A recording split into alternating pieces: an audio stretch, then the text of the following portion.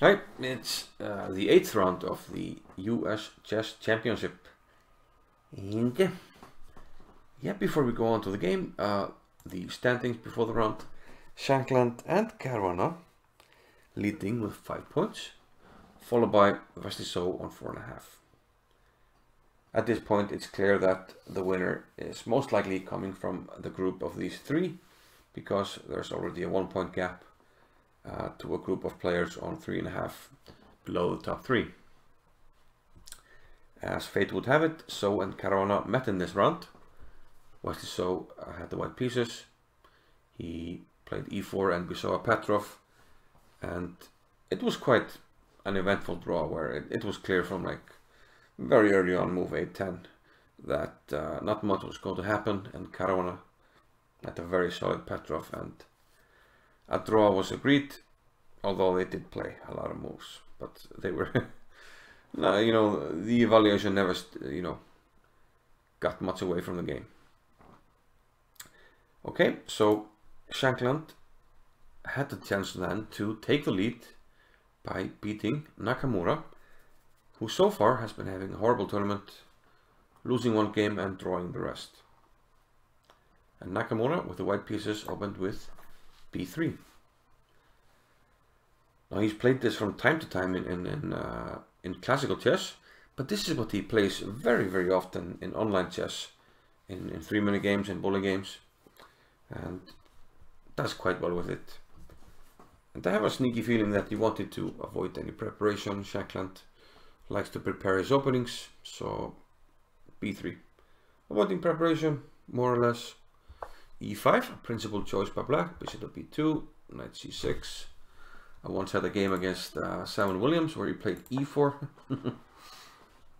Very interesting move, and yeah, the game became interesting. But in this one, knight c6, and this is sort of the main line in a way. e3, knight f6, bishop to b5, and now e4. Bishop to d6 used to be the way to play here, and it used to be a rare move. White would go knight a3. The idea is to put pressure on c5, e5, but now knight a5 is a very educated move, so to say, stopping knight to c4. Well, we will trade off and there will be no pressure. And yeah, I remember seeing this in a book called Secrets of Opening Surprises, but over time this became almost a main line and not so much a surprise anymore. And Shankland went with e4 here. Okay, f3 by Nakamura. He wants to liquidate this center pawn, a6, putting the question on the bishop immediately. Do you want to take or do you want to retreat? Nakamura wants to take. This does give black double pawns, but also a very free hand for his bishops, which are now free to develop. Queen e2. This more or less signals that white is going queenside here. Okay, horrible arrows, but you get the idea. Queenside. Okay, bishop f5, reinforcing and overprotecting the pawn on e4. Takes, d3 kicks the bishop back, bishop g6, knight c3, and bishop c5. After long castles, queen e7, double attack on e3, which prompts white to play e4, but not bishop a3. And with this maneuver, black has managed to neutralize the bishop pair. He's going to trade these dark squared bishops. White starts active operations on the king side, it seems, g4, but Shankland has his own ideas on the queen side, a5, g5 by Nakamura, and now knight h5. And look now, after queen e3 and castles, these guys look kind of bad here, in a way. It looks like they don't have a lot of squares, but on the other hand, they are really holding down white's attempts on the king side. Like this pawn, okay, it's just stuck, not going anywhere. This one, it can go to 8-4, but then nothing else. We don't have an f-pawn to ram down black's throat. And this one, okay, it's solid in the center, but it doesn't help on the king side. So it looks like white is very far away from creating threats on the king side. And meanwhile, now after b5, black is starting to do something on the queen side. It looks a lot like, if you know the part defense reversed, it's like a 150 attack. You just play queen d2, bishop h6, exchange, and go h4. And this is that idea reversed. While black just wants to take here and play a4 and eventually get his queen to a3. Nakamura decides to take on a3, queen takes, and king to b1. a4, and it's starting to get a little bit scary, isn't it? You know, we're going to open the a file, play b4. You have to be careful. Nakamura decides to reinforce his position with knight to c1, and Shankland puts more fuel on the fire, rook after b8. Nakamura centralizes, but I'm not really sure what White's plan is here, other than to, you know, wait and see what black does. c5. Ideas of c4, trying to open up the position. If you can open up the position, you have all the heavy pieces here, and I don't like that for White. He can't survive that. King a1, trying to get out of the line of fire. We have ab, cb, and c4. Very thematic, trying to open things up. Knight b1, attacking the queen. So still trying to hold on. Rook d2 now.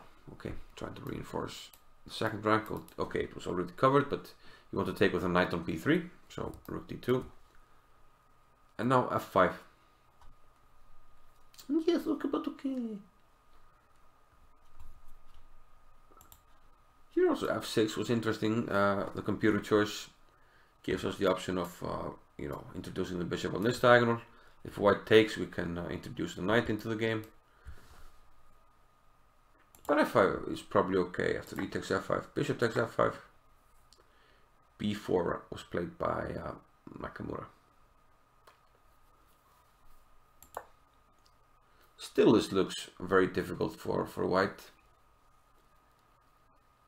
And the computer suggests that bishop g6 gives black some advantage, but after queen g6, it's starting to drift closer to equality.